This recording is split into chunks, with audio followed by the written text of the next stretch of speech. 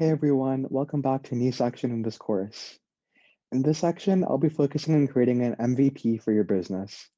I'll be going through what is an MVP, how to incorporate feedback from your mockup into an MVP, and how to go through different iterations to create a final product.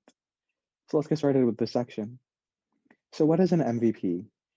MVP is short for minimum viable product, and it's used to advertise your business to customers and validate your product in the market so you can understand whether it's viable or not. The term was first coined by Eric Ries in his book, The Lean Startup, that was published in 2009. And how Ries characterizes an MVP is that he said, it's a product which allows a team to collect the maximum amount of validated learning about customers with the least effort, so they can avoid working on a product that no one wants.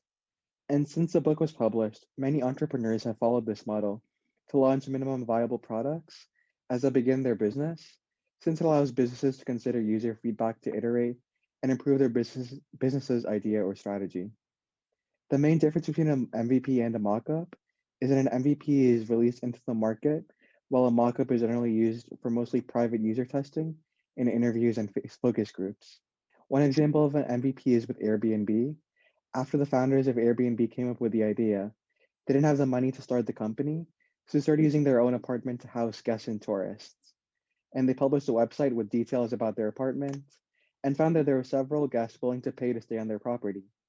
So they determined that the idea could be viable in the long-term future and decided to take the business a step further. And there are multiple benefits to creating an MVP. First, it can help a business understand if the product will succeed in the market. Most entrepreneurs treat the MVP as a way to see how customers view their business and product, to determine whether or not they should begin mass producing the product. So beginning with an MVP will help businesses understand how successful they will be in the long run.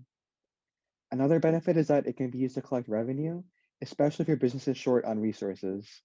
If you're in desperate need of money to begin selling more products, then starting off with an MVP can help you collect the initial revenue to grow your business further.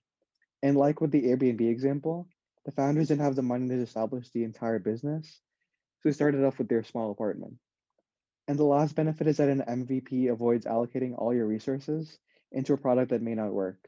And this is really important because you don't want to mass produce a product and then find out no one wants to buy it. So an MVP will help a business avoid facing this problem. Next up, here are a couple goals to create an effective MVP.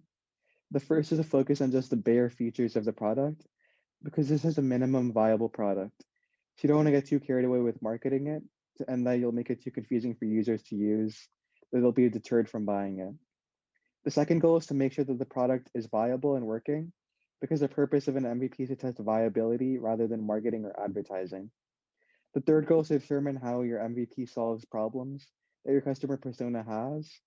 And this can be done by going through market research that's been done in the past and seeing how that matches with your current product. The next goal is to see if your MVP aligns with your overall business goals, so you can examine whether or not your MVP is carrying out its purpose. And the last goal is to incorporate feedback from your mockup, which I'll be talking about in the next video. Thanks for watching, and I'll see you soon.